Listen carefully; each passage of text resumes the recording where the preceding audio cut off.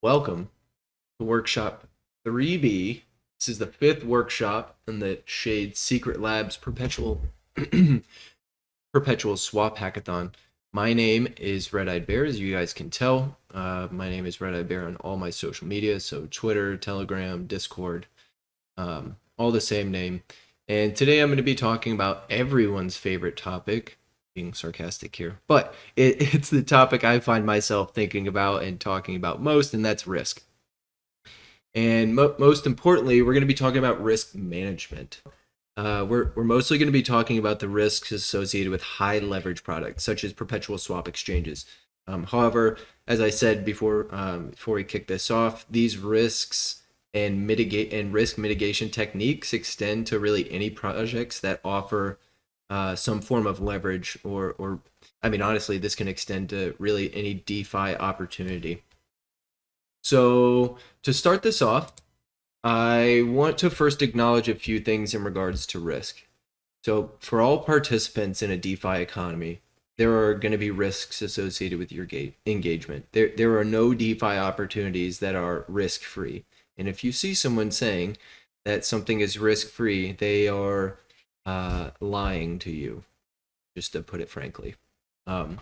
So being able to identify these at-risk groups, these participant groups within a DeFi economy, and then subsequently identify the risk of each of these groups is the first step towards being able to build a resilient system that can properly handle risks as it scales. And I know this may seem obvious to some people for those listening now, for those who are listening in the future, but I think it's very helpful for us to go ahead and manually, so to speak, identify these groups. For those who listened into the mathematical modeling workshop, we talked about some assumptions that were made for mathematical models of a perpetual swap exchange. And we're going to use those same sets of assumptions. We're going to use those same set of assumptions to first identify the groups at risk, and then we'll go ahead and identify the risks themselves. So let's first talk about some of the assumptions for modeling economic parameters. And these are important to keep in mind throughout this process. So for the economic models of perpetual swap exchanges, we're going to be focusing on those that use liquidity pools as their source of liquidity. We're also going to assume that we're building a perpetual swap exchange that is well funded, which means that traders, people opening shorts and longs, can settle at any time, at any spot price, and in any market conditions.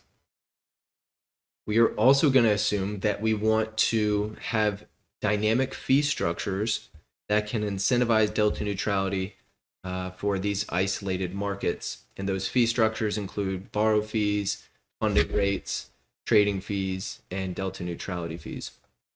There's also some assumptions for this risk modeling that are slightly outside of the assumptions that were made in the mathematical modeling workshop, and those are going to include collateral risk assessment. So this is an assumption that you have in objective criteria for listing markets. Basically, you should have some sort of criteria that you require assets to meet before they could be listed on an exchange, and this prevents the protocol traders and liquidity providers from taking on unnecessary risk. And then we're also going to make the assumption that we have some level of redundancy for critical functions. So these three assumptions, well, I know there was more than three here, but the assumptions of we want a fee structure that incentivizes delta neutrality. We want to assume that we're building a well-funded perpetual swap exchange, and we're going to assume that liquidity pools are going to be the source of liquidity for this for traders. With these three assumptions, we are able to effectively determine what type of perpetual swap exchange we're dealing with, as well as the type of markets that they would support. They also help highlight the three primary groups that are involved in a perpetual swap exchange.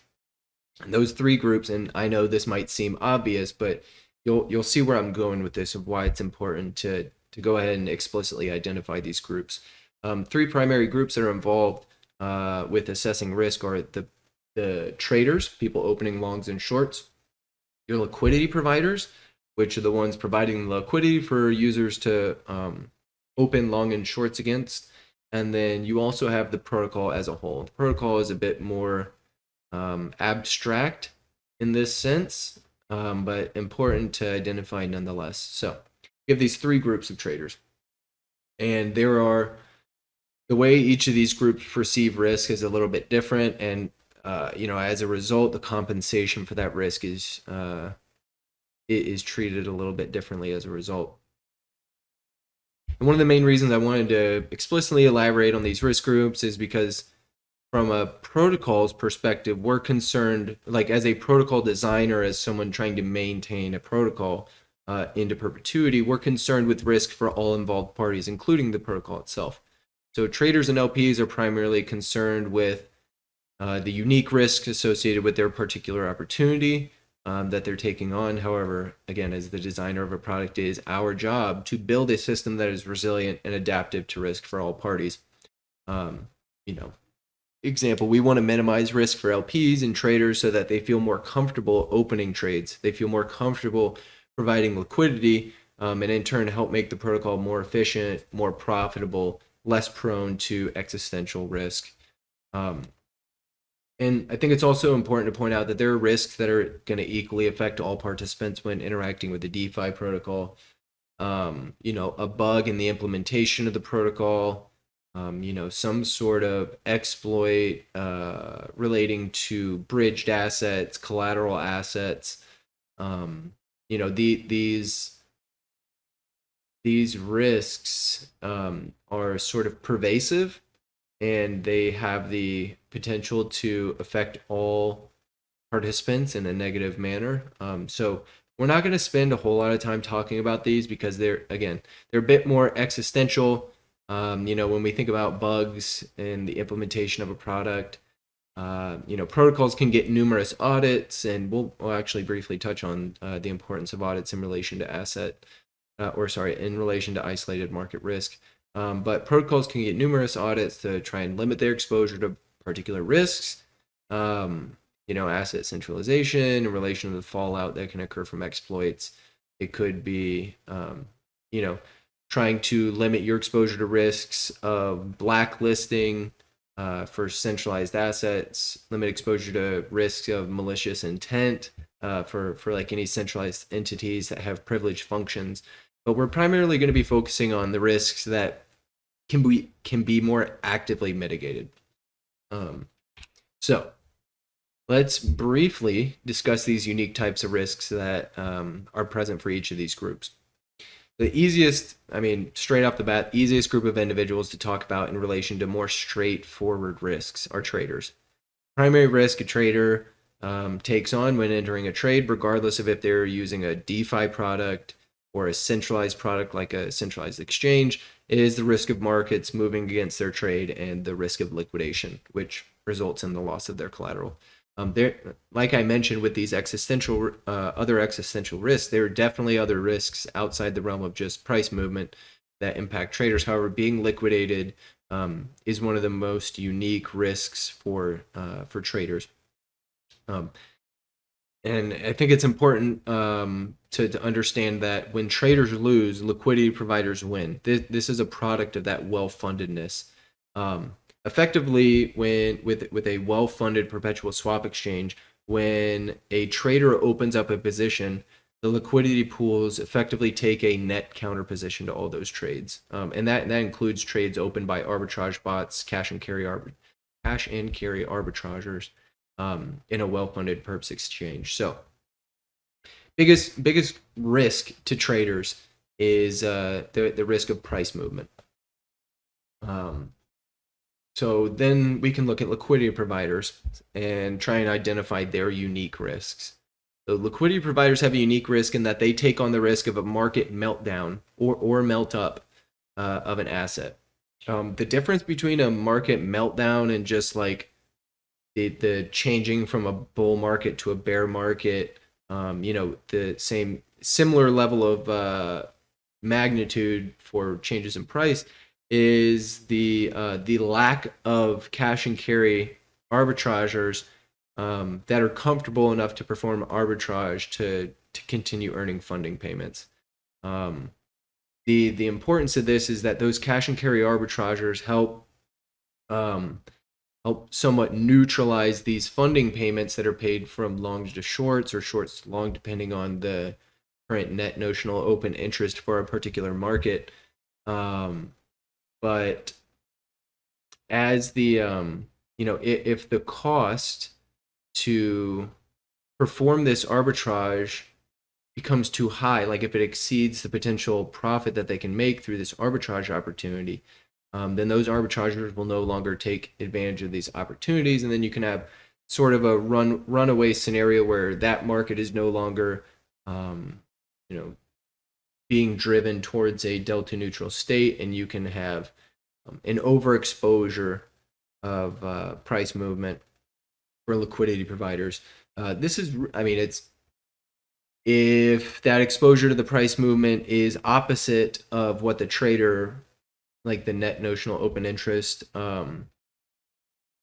if the price movement is opposite of the net notional interest, then liquidity providers are actually in a decent spot where they're earning more money. But it could easily be the other way around, where price movement is moving in the direction of net notional open interest, and then liquidity providers are at greater risk of effectively losing on that counter trade that they're open to. And like I had mentioned, the pool of funds from liquidity providers. Oh, sorry, hold on.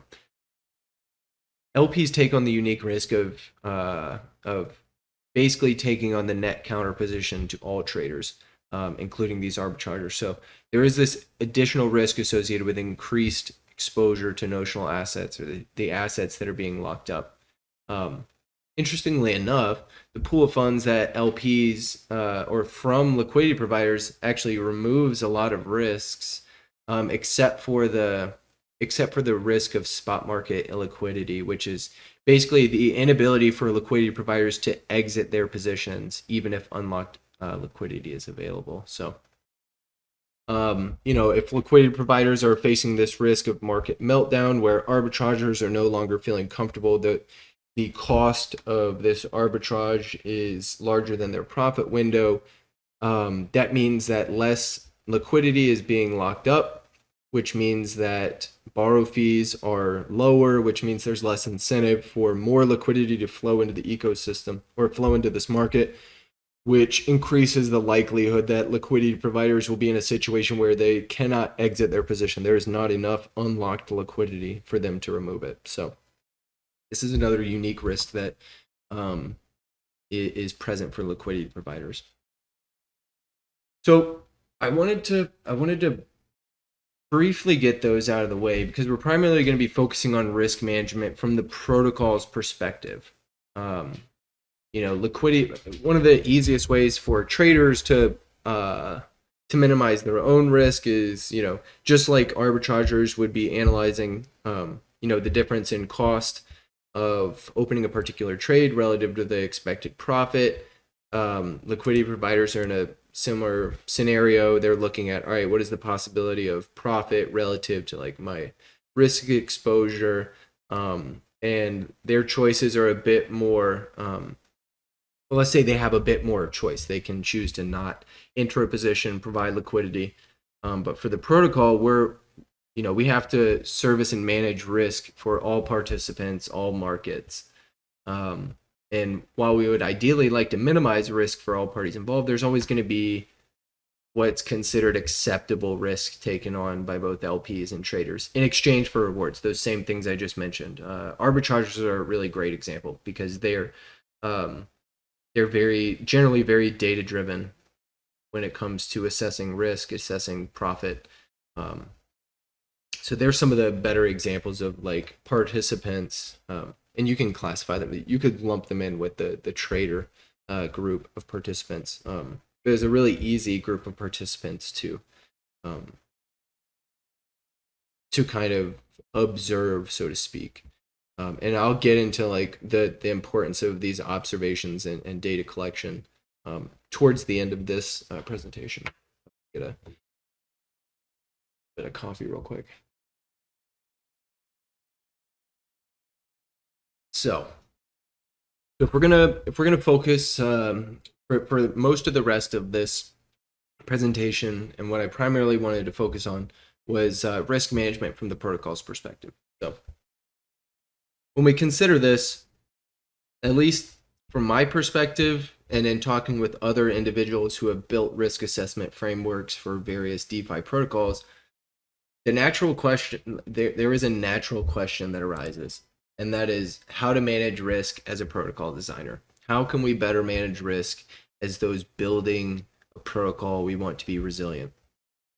We're going to talk about a few ways that perpetual swap exchanges can mitigate risk through design, and some of these ways that they can mitigate risk are through some of these assumptions that we made early on about the type of exchange that we wanted to use. So the first methods of risk mitigation I want to talk about are well-fundedness, the use of isolated markets, the use of dynamic fee structures, and the implementation of collateral risk frameworks. And again, I'm talking about a lot of the logic here. I'm not going through the math, or I'm not going to go through the code for actually implementing these ideas. These are things that designers need to consider before they actually start developing the code for these products. So first one I want to talk about is well-fundedness. For a well-funded perpetual swap exchange, the protocol does not require a risk fund, and your treasury, or the fund that collects all the revenue from the perpetual swap exchange, doesn't have the insolvency risk that non-well-funded exchanges have. And this is as a result of max gains being capped by the amount of liquidity available to lock in a counter trade. Effectively, when a trader opens up a position in a well-funded perpetual swap exchange, there is a corresponding amount of value locked up on the other side that is equal to the notional position times the amount of collateral that is deposited multiplied by the amount of leverage applied to a particular position. So this in effect removes the need for the protocol to perform just-in-time, or you could call it immediate just-in-time liquidations, where in the sense of like the traditional, and I'm using the word traditional pretty loosely here. When you think about traditional perpetual swap exchange, let's say you're thinking of GMX, right? When a trader's position gets to a point where it needs to be liquidated, the protocol is trying to perform that liquidation as quick as possible, so there is not the possibility of accumulation of bad debt, because there is no cap to the amount of gains that a particular trade could have made, right? And just like with a well-funded, or just like with a perpetual swap exchange that utilizes liquidity pools, the gains for a trade have to come from somewhere, right? And with a well-funded protocol, we're effectively saying we can guarantee your gains up to a particular point, but after that we can't, and so we won't effectively let you do that. So what would happen would be, it would be very similar to a liquidation where it's different in the sense that like you're not losing money, but like there is effectively a take profit threshold for these positions, and again, this removes the need for the protocol to perform just-in-time liquidations. There's no pressing need to liquidate immediately in order to attempt to prevent bad debt. Bad debt is prevented from accruing because gains are capped in a well-funded perpetual swap exchange. And it's as nuanced as this might be, I think it is important to mention that gains are actually capped for stablecoin denominated markets. With crypto denominated markets, technically you could have like infinite gains, but that the term infinite gains really is referring to the fact that the value of a crypto asset could technically continue going up and up and up. But if you have that actual asset that would be required to pay out profits, if you have that locked up on the other side, the value of that can also keep going up. So like you can technically experience from a dollar perspective, you can experience maximum amount of gains, or sorry, like an infinite amount of gains if the price of that collateral continued going up and up and up. But with stablecoin denominated markets, there is max caps for gains that are put in place. So another really important way that as a protocol designer, we can help mitigate risk is through the use of isolated markets. And for anyone who's played around with perpetual swap exchanges, you might have heard of isolated margin, isolated risks, blended markets. And an isolated market is effectively trading pairs that are completely separate from each other within their own liquidity markets. And this ensures that there is no contagion risk between markets. For another easy example, if someone were to go look at Shade Lend right now, each of the collateral vaults that users can deposit collateral in and borrow Silk, each of those loans that they take out are isolated, meaning if I get liquidated in one vault, that doesn't affect my liquidation in another vault.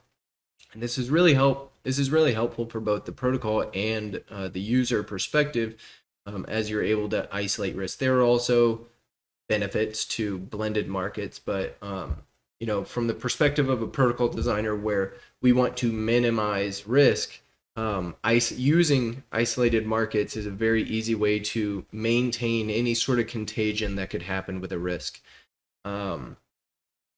And this is actually one of the primary mitigators for various types of existential risk that could plague a DeFi protocol, regardless of if we're talking about a spot versus a leverage product. Being able to isolate risk that results from the collateral of choice, such as like a bridge risk, asset centralization risk, asset illiquidity, or just like shallow depth of liquidity from markets. Those are all, being able to isolate that risk is really important for maintaining a resilient product.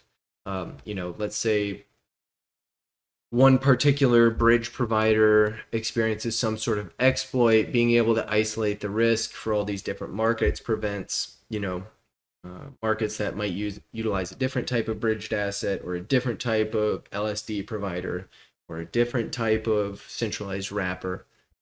You're able to isolate the existential risk associated with these various different types of products. And then one other way that designers of perpetual swap exchanges can mitigate risk through their design is through dynamic fee structures. And I want to quickly revisit some of the assumptions we make about the fees that we want to assess in a well-funded perpetual swap exchange. And there's 4 fees that we're going to assume we want to assess. We want to assess fees for trades, so opening, modifying, closing positions. And those are paid out to liquidity providers and the protocol. You have fees that you want to assess to compensate risk for liquidity providers, that risk of illiquidity, where you have too much liquidity locked up in a particular, too much liquidity being utilized, so liquidity providers potentially could not withdraw their liquidity. In order to compensate risk for that, we want to assess borrow fees. And those borrow fees are a function of utilization. We want to assess or pay out fees to encourage actions that make the protocol more delta neutral overall. So these would be those delta neutrality fees. So if overall the protocol or a particular market is overly long, actions such as opening up another long position or another existing long position would make the protocol less delta neutral. So that trader would pay a delta neutrality fee to the protocol. If they were opening up a short in an overly long market, they would receive a delta neutrality fee for helping push the protocol, that particular market for the protocol into a more delta neutral state overall. And then we also want to encourage the payments of fees between longs and shorts to encourage greater neutrality, greater delta neutrality, and to help protect liquidity providers' exposure to price movement. And what's interesting is, like, if you take kind of this bird's eye view of the fees that we're going to be assessing, 3 of those fees that I just mentioned are explicitly for minimizing risk of liquidity providers: your borrow fee, your delta neutrality fee, and your trading fee. All are assessed to explicitly help minimize the risk of liquidity providers. And then there's one that helps minimize the risk for traders, and that's your funding rates. And that encourages the cash and carry arbitrageurs to participate in helping even out markets. But none of these are really helpful to minimize the risk for the protocol, as there's generally no concern for insolvency within a well-founded perpetual swap exchange. So we were talking about these fee structures for explicitly minimize risk. You have funding rates that continue to increase the encouragement for greater delta neutrality, to help encourage cash and carry arbitrageurs to provide to help lock up more liquidity on the opposite side, increase borrow fees, which ultimately will increase the yield for liquidity providers, which obviously is an incentive for more liquidity to flow in, and effectively reduce the risk of illiquidity for liquidity providers. You have borrow fee rate that gradually increases to attract more unlocked liquidity in the event of an illiquid market. And when you're actually looking at borrow fees, or the rates for borrow fees, they're set so that, or they are determined such that you have to make the assumption that they're covering all risk, including all of your risk premiums and risk-free yield on collateral. So the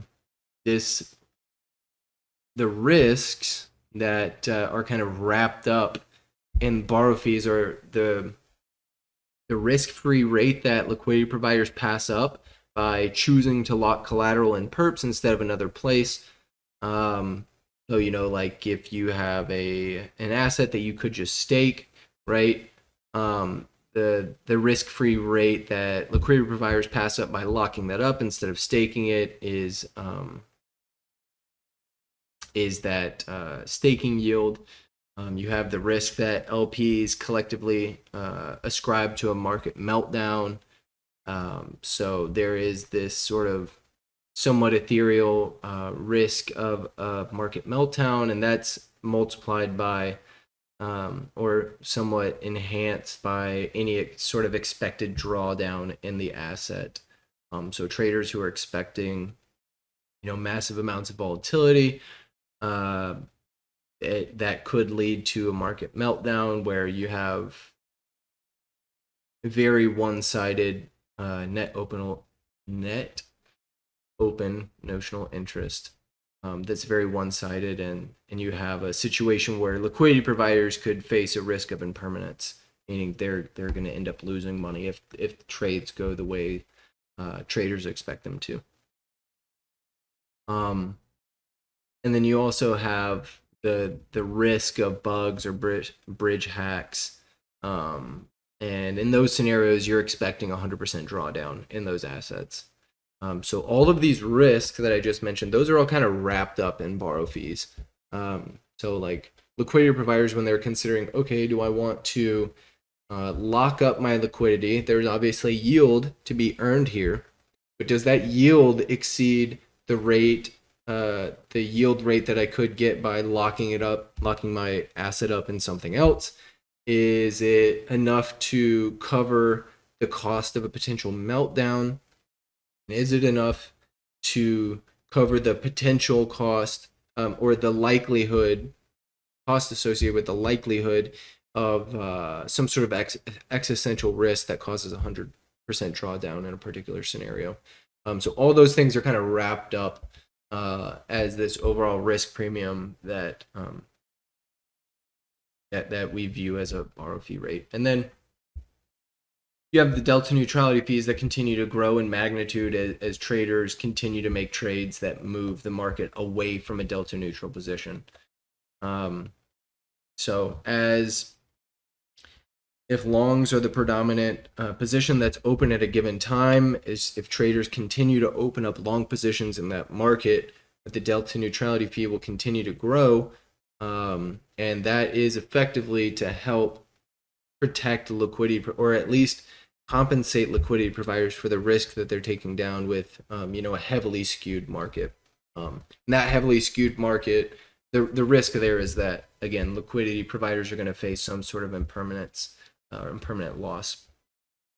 And I think it's worth adding. Sorry, I know this is a lot of stuff to cover, and I'll stop here if I need to in a second.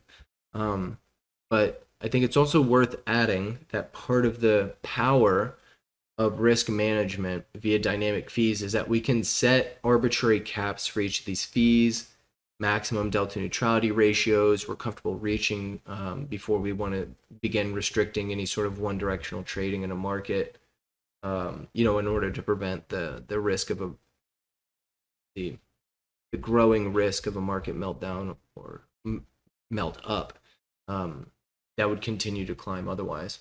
I'll briefly take a second here just so you can think about this.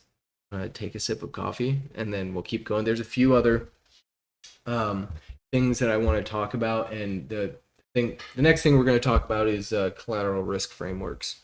So like, how do we select assets that we want to support, and how does that selection process help reduce risk for traders, liquidity providers, and the protocol overall? How do we manage risk as a protocol designer?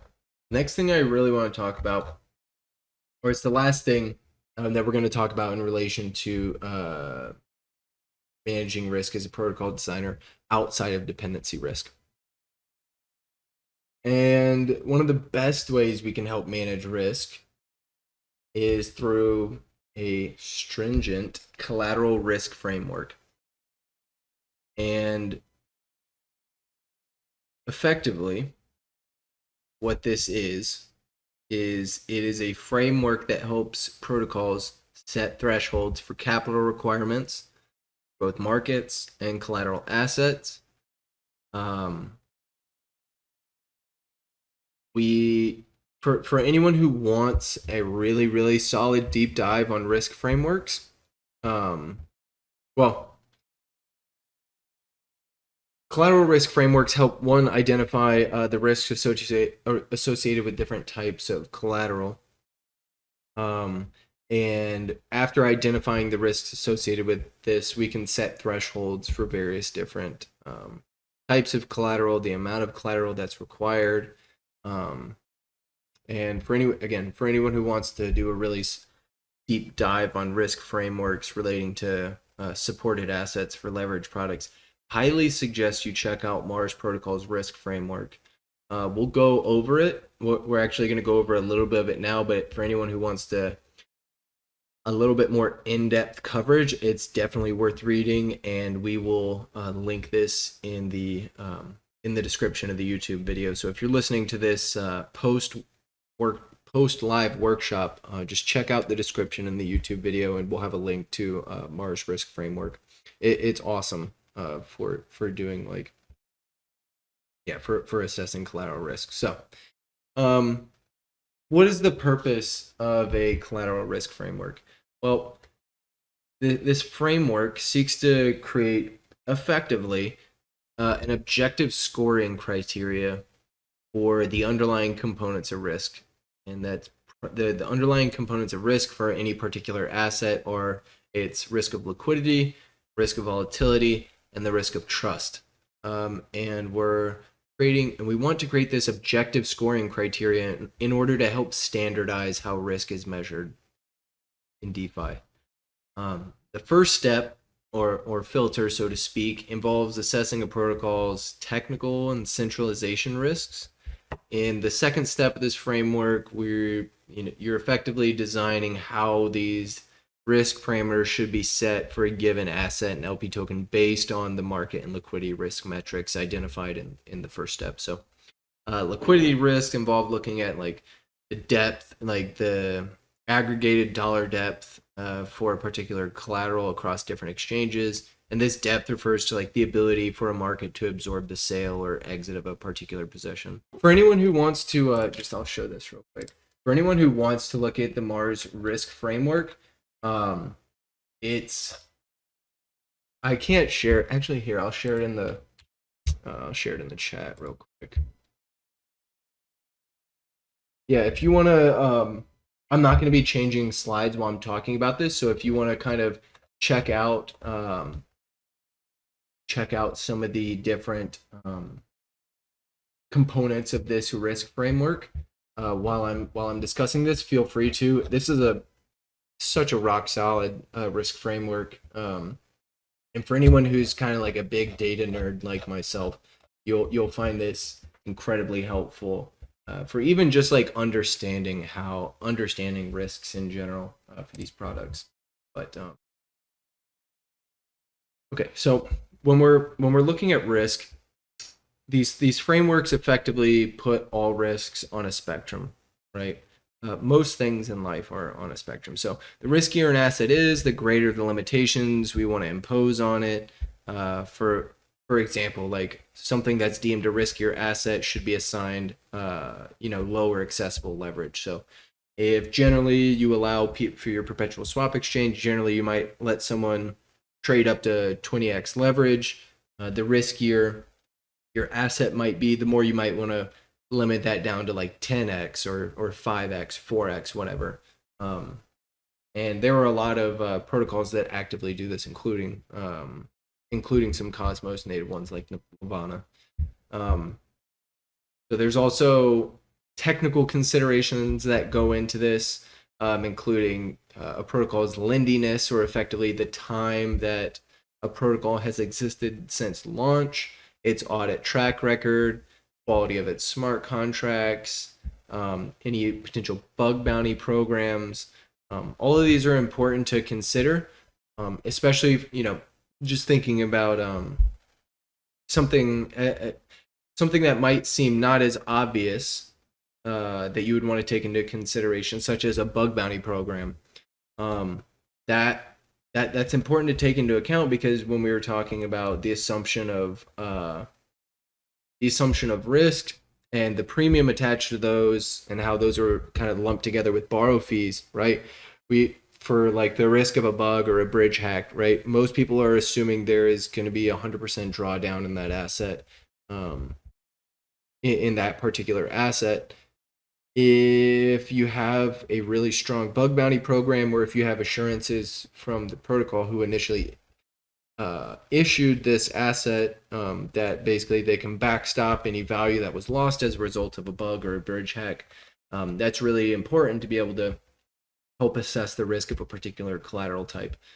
And so we're considering technical considerations. We're considering more qualitative considerations like centralization, basically looking at who has control over the protocol, what parties or what the parties in control of the protocol can do with that power, whether that be taking privileged actions on the behalf of its user base, being able to restrict access to assets from holders of those assets. And ideally, a risk analysis framework like this should help protect the protocol as well as liquidity providers and traders through being able to improve capital efficiency.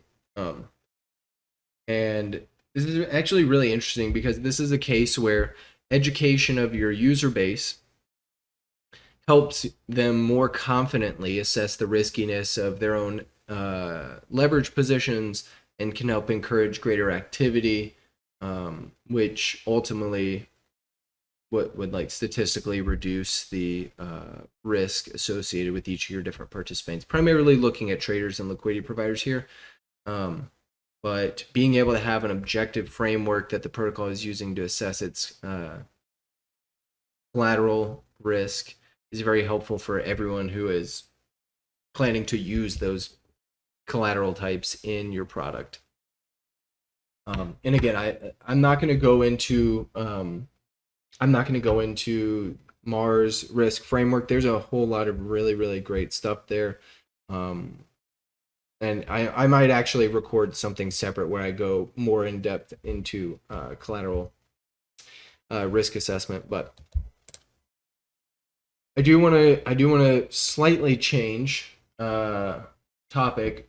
Instead of how can we just manage risk in general as a protocol designer, I want to specifically think about how do we manage dependency risk as a protocol designer, because these are generally choices that protocol designers are making early on from the onset, like things that you might not be able to change as much once the protocol is effectively in motion. And there are 4 main dependency risks that we can help mitigate or take into account in order to help mitigate as a protocol designer. And that's oracles, you have helper functions or helper like bots, automated services, blockchain liveliness, and privacy. So, sip of water.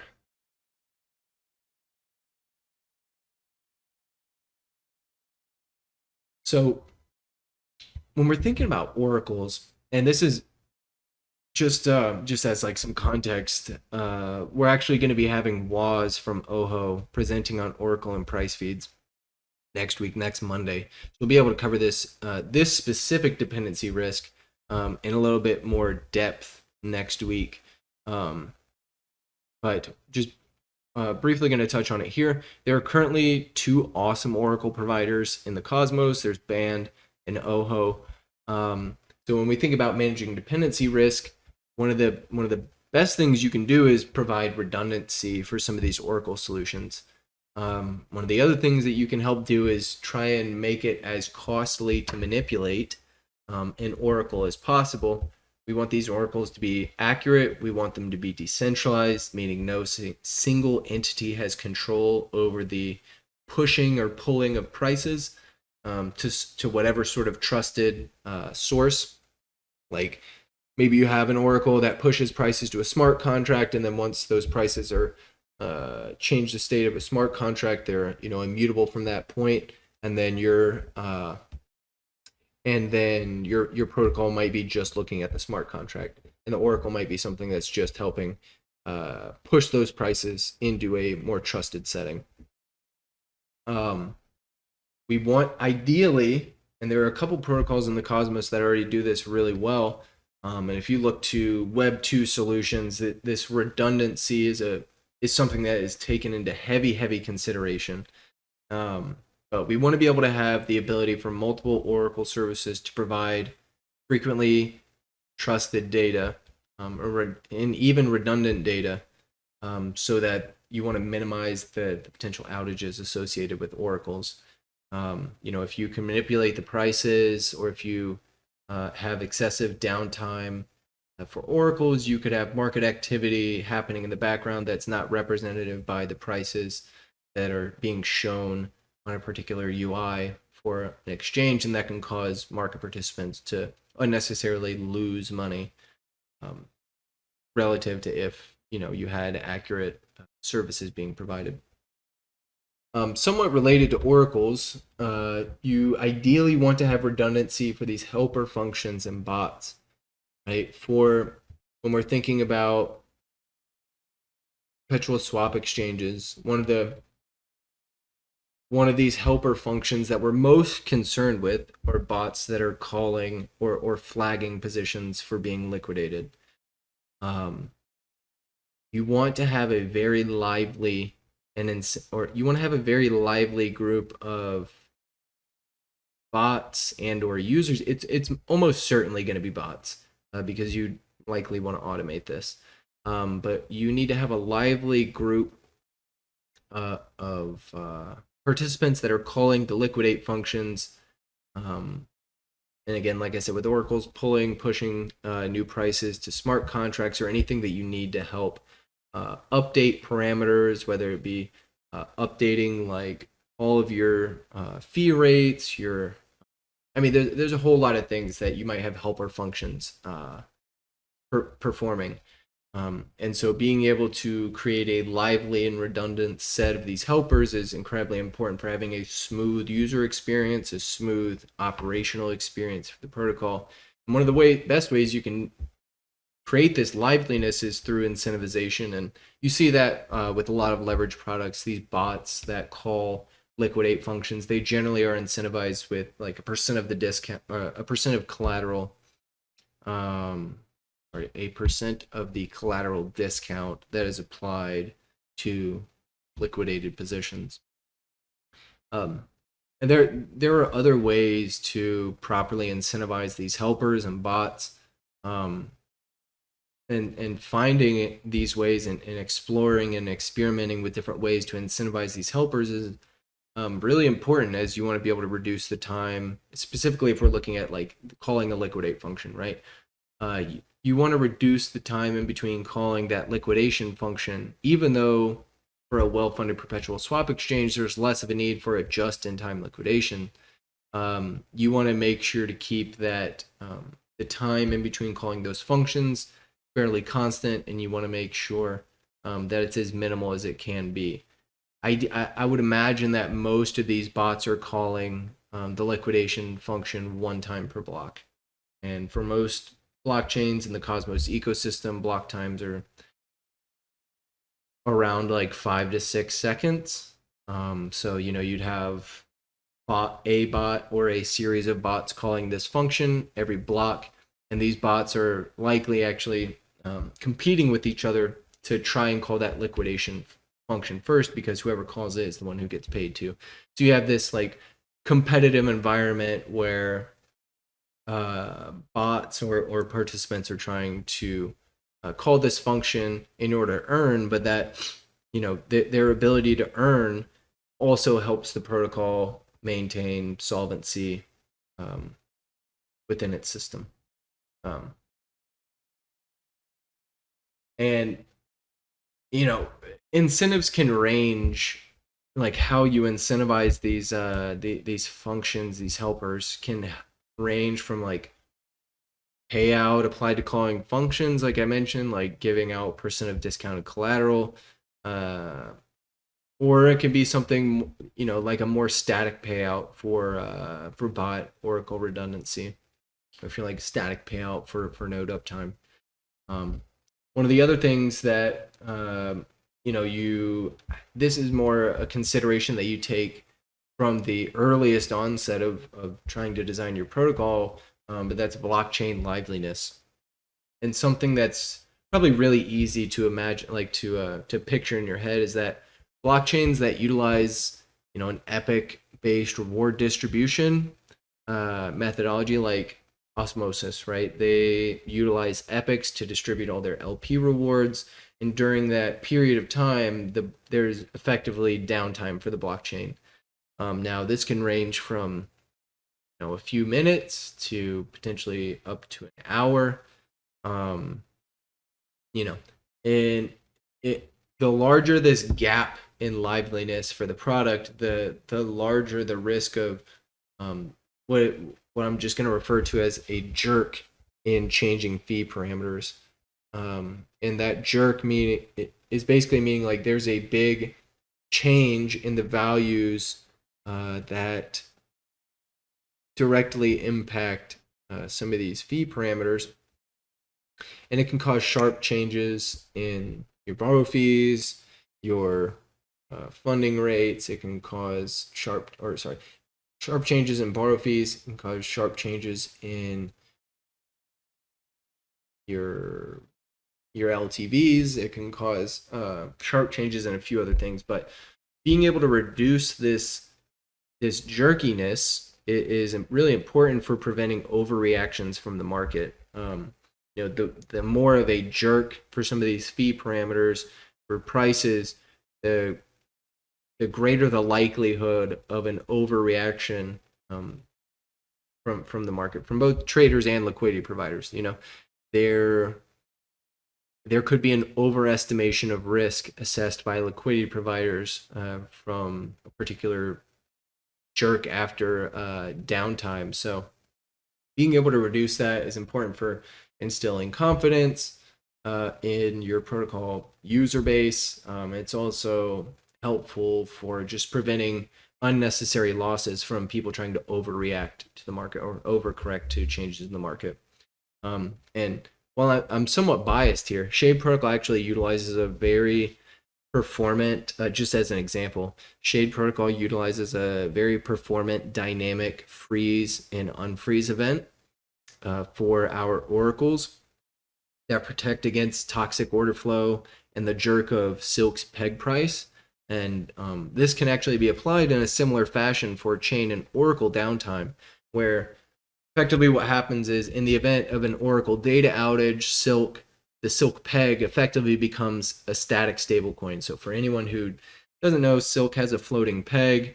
The peg changes as a result of the value of its peg components fluctuating. So in the event of an oracle data outage where you no longer have these changing prices that would cause the price of the peg to change, Silk becomes a static stablecoin where all your stability mechanisms will track the last known price. So that static price. And as price feeds resume, there is this what we call a weight renormalization that is computed so that there is no significant jerk in the price feed associated for the Silk peg price. And we've actually seen this happen live. Ideally, you never have to have these things happen, but we have seen this live at least one time in Silk's history, and Silk performed phenomenally doing this, and there was no overreactions from the market as a result. And it was basically like over the course of an hour, I believe. We would have this renormalization of all the prices, and the transition from like stale data to live data was actually quite seamless. There is a trade-off to this weight normalization, or to, like, let's say we'll just call it normalization in general. Is that you lose out on some of the price appreciation or depreciation during the downtime. So for the example of someone who opens up a long position, you have an oracle outage, and then you have let's say the market price of this asset they're longing goes way up during that downtime. Now, that long trader is missing out on some of the price appreciation for their position during that downtime and normalization, which somewhat reduces the reward for traders taking on this risk. However, the ability for the protocol and liquidity providers, which are essential for traders to being able to have these open positions, this protects them generally in a more meaningful way.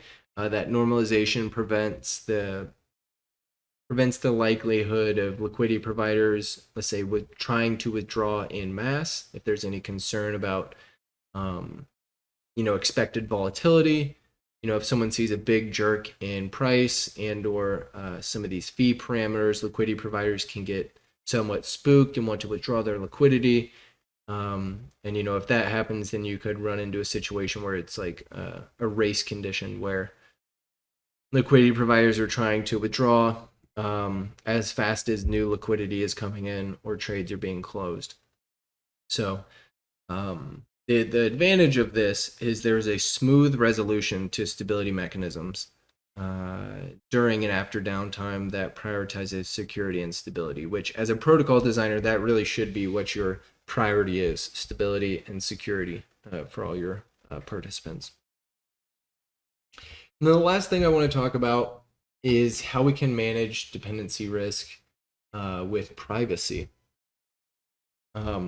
This is an interesting topic to me and to anyone who has contributed to any sort of privacy preserving protocols, you'll probably understand where I'm coming from. As a result of the high leverage nature of perpetual swaps and the impact they have on spot markets, the liquidation points of large traders are constantly being tracked on public blockchains. This public data can be leveraged by programmatic actors to attempt to extract value from traders through market manipulation in order to try and cause cascading liquidations. Now, with privacy preserving smart contracts like the type that Secret Network provides, liquidation points of traders would be completely private and only known to them.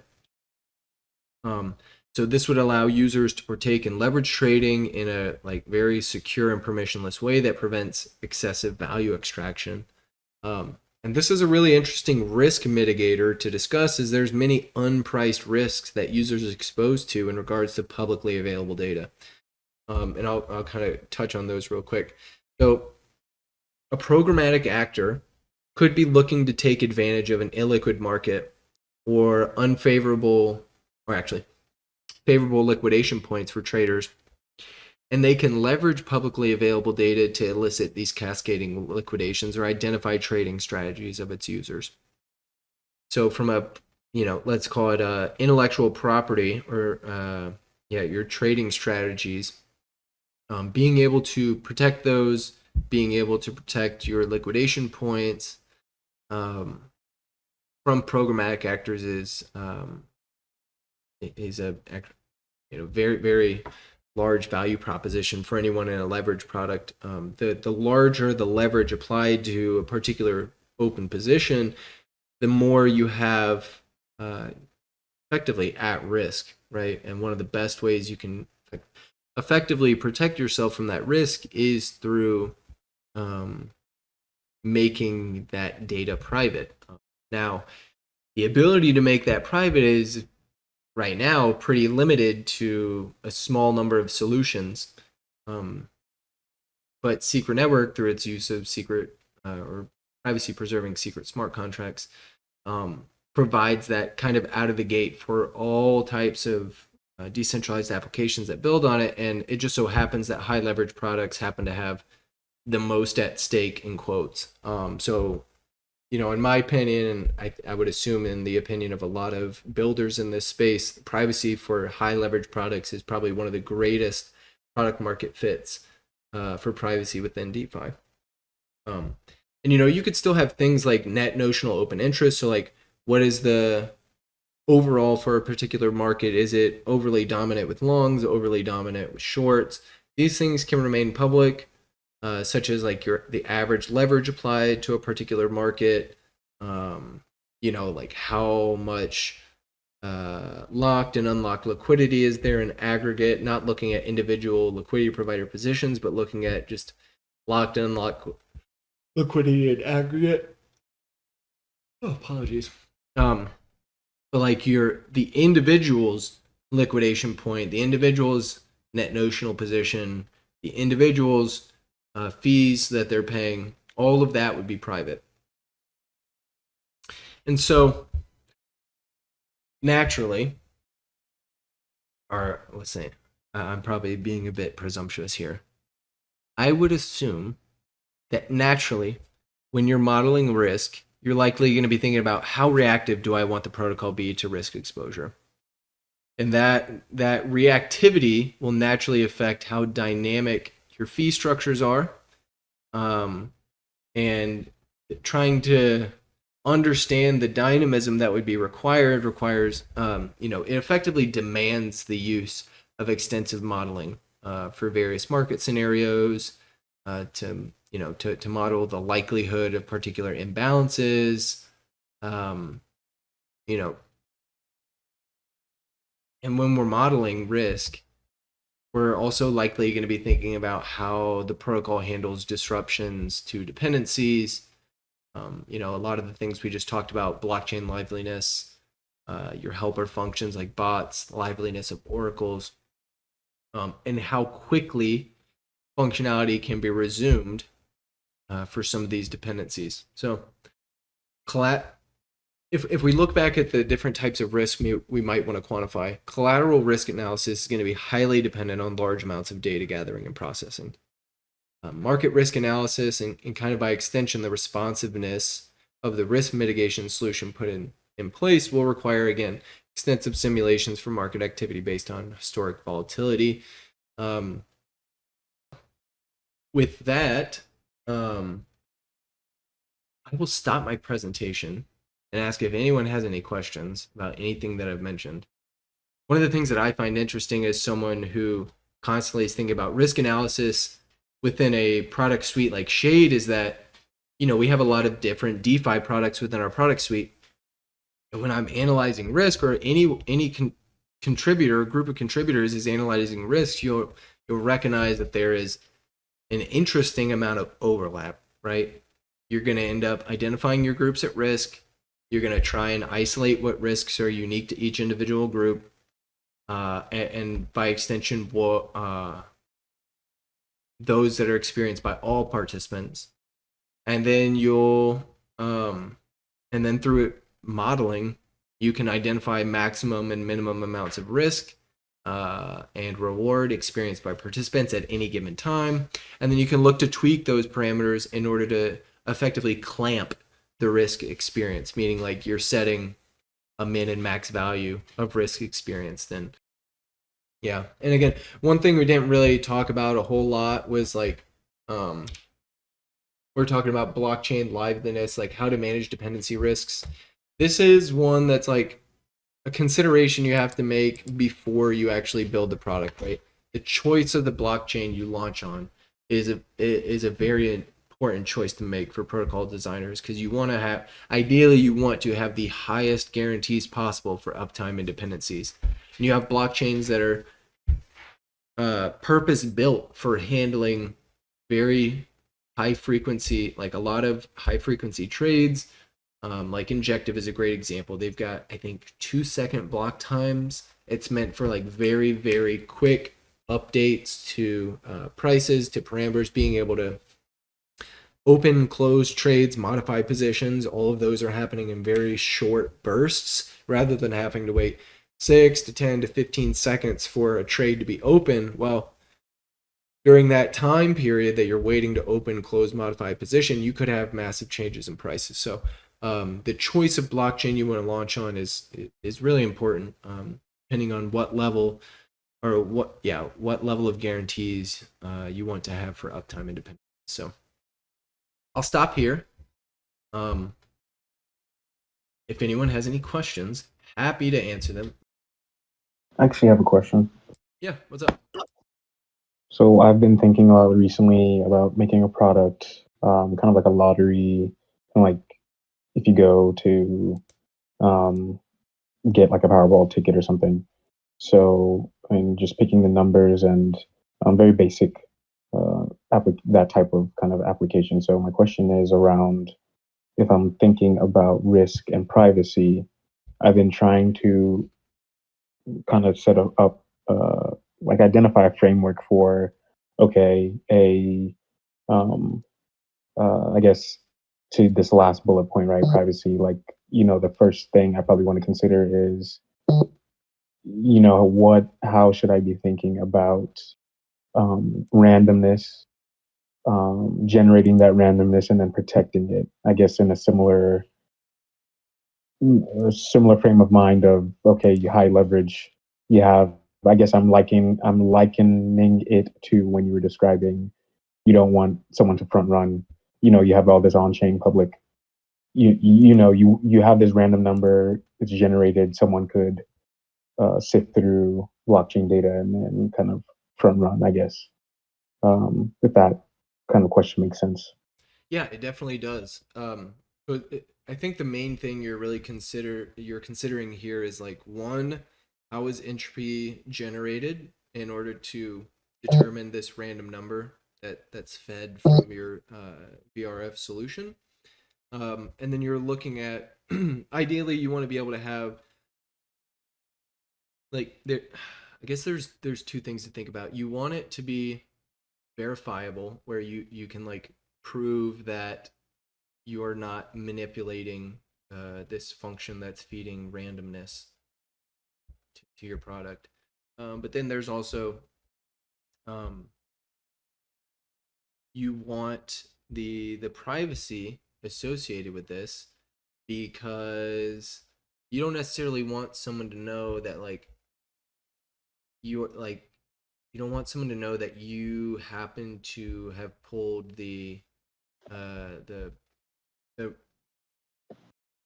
particular type of randomness, whatever number is generated that potentially got you to this reward, Yeah, I right? You see. don't want to give up data of like the yeah, you have your user position and then you have like the Yep. protocol. I think the thing most people think about is like how entropy is generated. So being able to generate entropy uh, in a private way is very important. So you're definitely on the right path thinking about like you're creating some of these like chance games of chance. It did. I guess that leads to, and I've been remiss because I haven't dug deep into the secret smart contract documents as deeply as I would have liked by now. But there is native VRF, I guess, function in smart contracts and Cosmosm. Is that correct, or I guess how is that kind of For secret network smart contracts, yes. okay? But for general Cosmosm, no. I think for Oh, okay, yeah, okay. for I mean, I think in Ethereum and other public ecosystems, like in order to generate that entropy in these verified random functions or numbers, a lot of Mm-hmm. that is done off chain, you know, Right. because that's like your layer of privacy, so to speak. But with secret network smart contracts, you can provide that level of on-chain privacy with a similar level of like high entropy that's used for generating these numbers. So let's see, end this stream real quick. Um, there's actually some. If you haven't dug into the secret network documentation, I would highly recommend you checking it out. There's actually a few protocols that utilize it on chain. We have Rocco. You probably know a little bit more about this, but there are now games of chance like casino games, card games that utilize secret networks. Privacy as a service for generating entropy for random numbers that are used for card games, games of chance. Let me see if I can find this stuff.